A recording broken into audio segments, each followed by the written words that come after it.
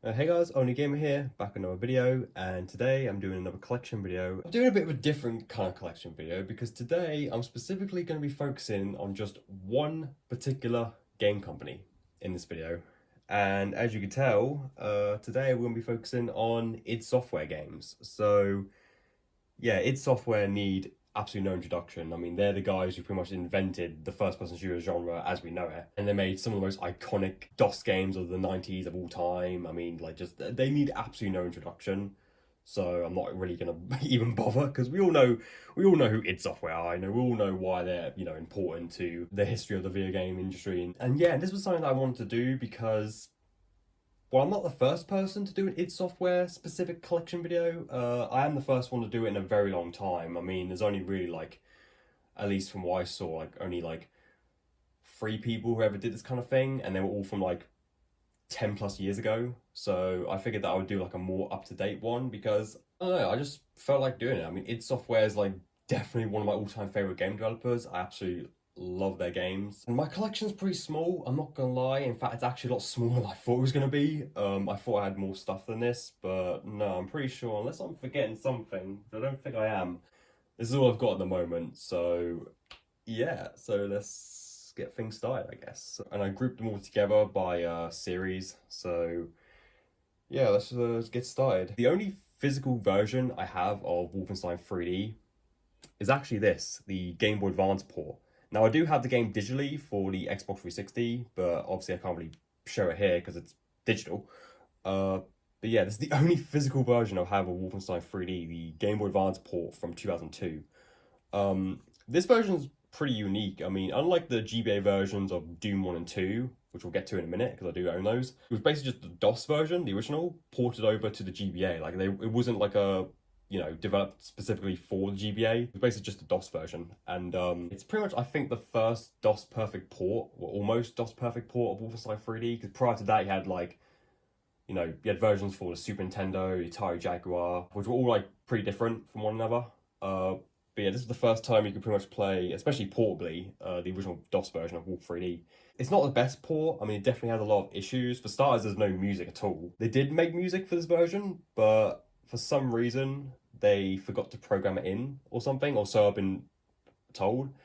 Uh, but yeah, I mean, it's not a bad version of the game, but yeah, it's far from the best. All right, and then next we have Return to Castle Wolfenstein: Tides of War for the original Xbox. And so this was obviously the next Wolfenstein game that came out after Wolfenstein 3D. It came out like nearly a decade later. And originally, it first came out on PC. It wasn't actually made by id Software, the original Return to Castle Wolfenstein. It was done by Grey Matter, I think. And obviously Nerve did the Xbox port. I don't remember who did the PS2 port. There was a PS2 version of this as well, which had a different subtitle. But yeah, I'm gonna be honest, I've had this game for like a year now, and I've actually never played it. I did have this game for the PS2 a long time ago, but I eventually sold it, and I eventually got it for the Xbox. This version actually has Wolfenstein 3D as an unlockable. You just beat the single player campaign once, and then that's it. You can play Wolfenstein 3D whenever you want. Yeah, I actually haven't played this despite owning it for nearly a full year, which is crazy. Yeah, the disc annoyingly is the classic release. I've got the manual in there. So yeah, there's that. And we have the 2009 Wolfenstein game, just called Wolfenstein for the 360. Yeah, this one was kind of weird actually. It played similarly to like Call of Duty, and it was very different to like the other Wolfenstein games. Like this one had like a supernatural sort of vibe to it, and you had like kind of like superpowers and stuff. It was a really weird game, compared to the other Wolfenstein games, which are mostly grounded in like, somewhat historical accuracy, I guess. This one just went like full on, just crazy, pretty much. And yeah, I thought it was a decent game, but I didn't think it was like amazing or anything. But yeah, I need to get a manual for this at some point. But yeah, got that. And then we have all the Machine Games developed Wolfenstein games. Now these I love. I absolutely love the Machine Games Wolfenstein games. Especially this first one here, Wolfenstein: The New Order from 2014. One of my all-time favorite first-person shooters. And probably one of my favorite games on the Xbox 360. I played it first on the 360 and got it for the PS4 later on. And yeah, I absolutely love this game. It's funny because the first time I played it, I actually couldn't get quite into it. Same thing with Wolfenstein 2009. When I first played it, I wasn't really a big fan. And then I replayed it again a few years later and absolutely fell in love with it. This is a fucking amazing game. So yeah, it's just phenomenal. And this version actually comes on 4 discs, if you can believe it or not. So you've got the first disc there, second disc, third disc, and the 4th one.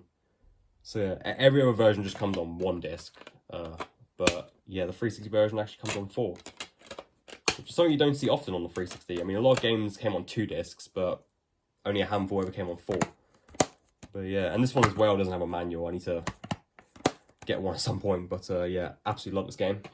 Of course, eventually, years later, I bought it again for the PS4. To be honest, I haven't played this version at all.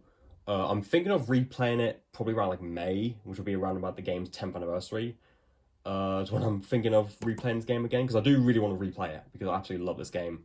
And yeah, this one does have the manual, thankfully. But yeah, I haven't played the PS4 version yet, but I will do it at some point. Alright, and next we have Wolfenstein The Old Blood, which was a expansion, pretty much, to the New Order. This one, I think, was a prequel, if I'm not mistaken. Like, it's basically like more of the same. If you love the New Order, you'll definitely love this game. And yeah, this one I have definitely played. I never beat it, unfortunately. I think I was like around halfway through the story, and yeah, and I just like kind of stopped and just started playing like other games instead. I'm not entirely sure why. I really need to go back and beat this at some point, because I remember really enjoying it, but I never finished it, unfortunately.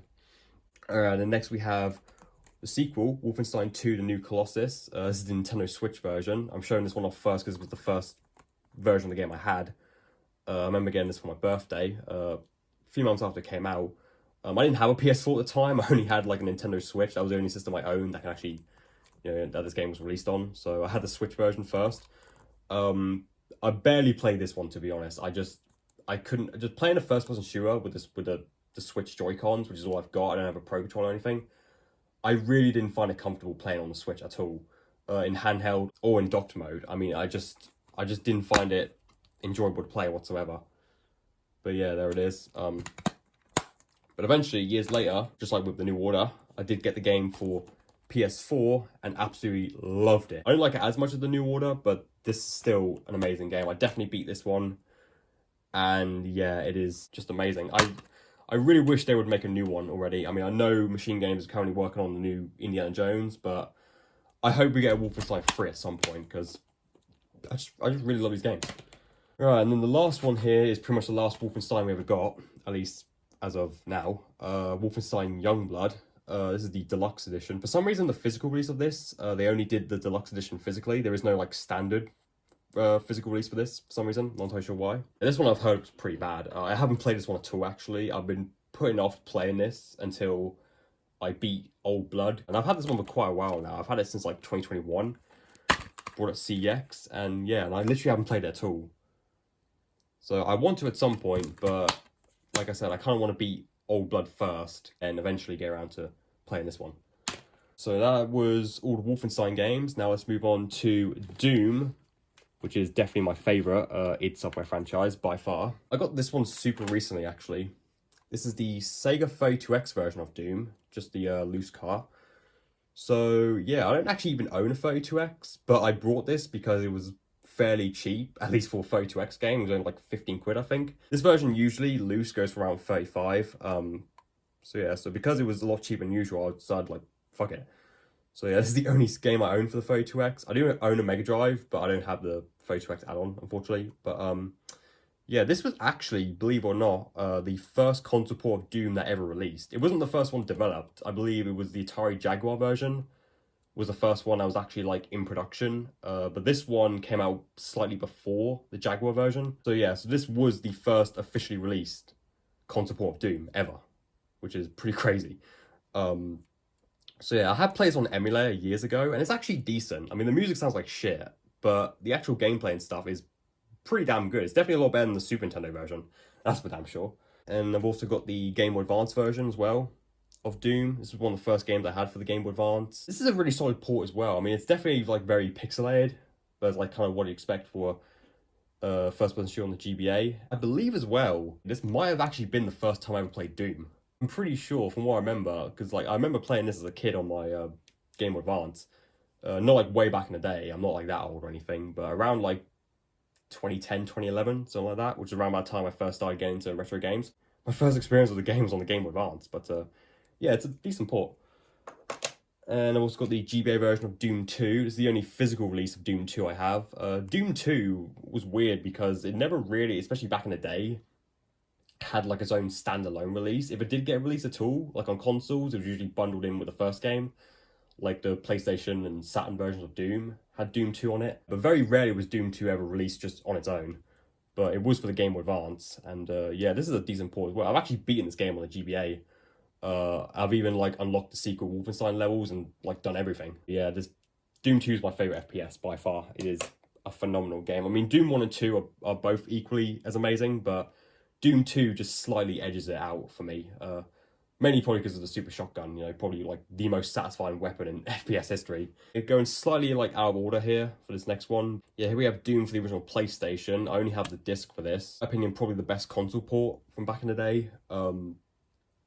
It has a different vibe compared to the original, like all the original like heavy metal inspired music from like the DOS version that we all know is completely gone and instead is replaced with like an ambient score, and it gives the game like a whole new atmosphere, and like all the sound effects and stuff have all been redone, and it's just amazing. I mean, it has like the same sort of grungy vibe as Doom 64. I'd love to see this version remastered by Night Dive or whoever, because it is amazing. Like PS1 Doom is more than just a port, you know, it's pretty much like its own thing almost. And next we have Final Doom for the PS1. This one actually does have the box. Final Doom is a weird one because this was kind of Doom 3 before Doom 3, sort of. It was supposed to be the final Doom game ever. Obviously, as we all know now, that didn't end up being the case. And I think Final Doom just started off as like some fan-made levels that just like was all bundled together and just officially released by id Software for the PC, and then eventually like they poured over to the PlayStation. And I think as well, this also has the master levels for Doom 2. Yeah, this one's complete. So yeah, and it's basically like it's basically more of a PS1 Doom, like it has like the same sound effects and soundtrack and all that. So basically, if you loved PS1 Doom, you'll love this because it's basically just more of it. Right, and then next we have Doom 3 BFG Edition for the Xbox 360. I did used to have Doom 3 for the original Xbox a long time ago. I got the 360 version, BFG Edition. This one has Doom 1, 2, and 3 all on one disc. I mean, I know like this version's considered like, especially of Doom 3, a lot of people are very mixed on this version. Like a lot of people don't like it as much as the original. I don't really mind personally if it's the original Doom 3 or BFG Edition. Like I like Doom 3, but I definitely don't like it nowhere near as much as the first two. But yeah, I got that complete. And I've also got the BFG Edition for the PS3 as well. This one I got fairly recently. Again, same thing, just on the PS3. And yeah, it's complete. Alright, and then we have the 2016 Doom reboot. So, just like Wolfenstein 2, I played the game first on Nintendo Switch. And this is a decent port. This was like one of the first like impossible ports for the Switch that came out at the time. Like this was one of the games that really showed off like what the Switch could actually do, and that it can actually like, you know, output a decent port of a then current gen game. So yeah, Doom 2016 I really liked. I didn't play too much of it. I never beat it or anything, but I did like. Because obviously it goes back to like the you know, the fast action of the original Dooms, and yeah, really awesome soundtrack as well. There it is. And then I also have it for the PS4 as well, but I have sort of like a weird version of it. So I have the Doom Slayers collection here. This one has Doom 1, Doom 2, Doom 3, and Doom 2016, all as one set, which is pretty damn cool. And it also came with a free Doom poster as well, which I actually do have hung up next to my bed. But yeah, but annoyingly, however, it's only Doom 2016 that you actually get on the disc. Doom 1, 2, and 3 are a download code. I have already redeemed this years ago. I know now that Limited Run Games did release a, what was it, the Doom Classic Collection or something that did actually have Doom 1, 2, and 3, and I think Doom 64 as well, maybe, I'm not entirely sure, all on one disc or one cart, depending on which version you got. But yeah, this version just has, yeah, it's just Doom 2016 on the disc, and you get the other 3 games, a download code. Still pretty cool to have. And then next we have Doom Eternal, which is currently the newest Doom game. This one I've been meaning to replay for the longest time. I think I got stuck on one of the levels actually, which is why I stopped playing it. I think I got stuck on one of the levels and I just couldn't figure out how to complete it. I think that's what happened. But yeah, this was a really solid game as well. Basically just more like Doom 2016, but a lot better in some aspects. But yeah. So that's all the Doom games I own. Now moving on to the next id franchise that came out afterwards, which would be Quake. Now, I only have just 3 Quake games physically. I do own Quake 1 and 2 digitally on Switch and PS4. I mean, I don't have any physical version of Quake 1 whatsoever, which is a shame, but I do have a physical release of Quake 2, which is the PS1 port right here. Quake 2 is probably my favourite Quake game, actually. I never really got too into Quake compared to like Wolfenstein and Doom, but I still do like the Quake games. And yeah, Quake 2 is definitely my favourite. And yeah, Quake 2 is a great game. I love the soundtrack in this game. I mean, it goes back to like that heavy metal sort of vibe from Doom, and it's just, oh, it's so damn good. And the PS1 port is actually pretty damn impressive. I mean, it's I mean, obviously it's got like some cutbacks because of the hardware, but like it's pretty much all there. Like I think all the levels are there, unlike the N64 version, which was like a pretty much a completely different game for the most part. Yeah, this one's just pretty much just Quake 2, but obviously just lesser graphics. So yeah. And then I've also got Quake Revolution for the PS2. Quake 3 Arena was on the Sega Dreamcast. And this is the PS2 version. I think they're both the same game, but I'm not entirely sure.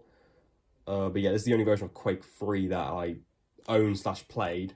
I mean, so far Quake 3 hasn't been remastered or anything. The only way to play it is to, you know, either get it probably on Steam, I can imagine, or just on PS2 or Dreamcast, which were the only console versions. But yeah, got that complete. Yeah, Quake 3 couldn't really get into, because this game was multiplayer only. There was no like single player component whatsoever. Which I have nothing against multiplayer FPS games, but it's just kind of not really my thing. Like I'm very much a single player type of guy. So yeah, this one was definitely just wasn't for me. Alright, then we have Quake 4 for the Xbox 360. This one was actually made by Raven instead of id Software. And Quake 4 was a really weird one. So this was a launch title for the 360. I didn't play too much of it, but the game more or less in a nutshell was mainly, it was like Doom 3, but the Quake version of it. Like it was very similar to Doom 3 in a lot of ways. I think it even pretty much ran on the same game engine. And yeah, and it was okay, but I, again, couldn't really get into it. This one does have both discs in here. The cool thing about the 360 version of Quake 4 is that it actually came with a bonus disc, which actually had a full version of Quake 2 on it. Yeah, fully, like, not remastered, but like pretty much a perfect port of Quake 2 that ran at full 60 FPS, 1080p as well. I think it was the first game on the 360 to run at full HD. And yeah, it's a really damn good version of Quake 2. So yeah, and just really cool, they just added that just as a bonus disc with at least with the original copies of Quake 4. They did do like a re-release of the game for 360 years later after Bethesda bought id Software, and which is actually where this manual originally came from. Yeah, this manual was the Bethesda release, but yeah, only the original release of Quake 4 for the 360 had that bonus disc. I'm not entirely sure if the PC version had a bonus disc with Quake 2 on it or not, but the 360 version did. Yeah, that's all my Quake games. And then last but not least, we have the 2 Rage games. Rage being id Software's newest IP that they came out with. Only 2 games in the Rage series have been made so far, and I do have both of them. So we got the first one here, Rage, for the 360. This one was kind of, I guess, id Software's take on like sort of like Fallout, like a post-apocalyptic type of thing, you know, like that kind of game. I mean, I played this game a little bit years ago when I got it, but yeah, I just thought it was alright. I mean, I don't know. It's probably just not my thing, to be honest. That's probably the reason why I didn't really get too into it. And yeah, this version actually comes on a lot of discs. 3 actually, on the 360 version. So yeah, yeah, I should really play this game again, but yeah, I just remember it being alright. But yeah, just not really getting into it. And same thing with Rage 2 as well. I remember getting this for Christmas one year, and just, I don't know, like it kind of just felt like a a worse version of like Far Cry or something to me, and I just much rather play Far Cry, to be perfectly honest. But again, it's not a bad game, it's just something I just couldn't get into. Same with the first one. But yeah, I mean, it's not bad at all. It's just, I don't know. I'll play these games again at some point, and maybe my opinion will change, maybe not, but I don't know. But yeah, so that is it, guys. That's my entire id Software game collection. Hope you guys enjoyed. So yeah, I know I'm missing quite a lot of games. Like I said, I don't have any physical version of Quake 1, which really sucks because I'd love to. But I don't have like a Sega Saturn or an N64, which is a shame because those are the only two systems that Quake 1 really came to back in the day. And yeah, and there's definitely more ports of like Doom and Wolfenstein 3 I'd love to get. I just either don't have the system to play it on, or just they're really expensive. So anyway, with all that being said, I hope you guys enjoyed this video. Please like, subscribe, and peace. I'll see you guys in the next video. Until then, take care now.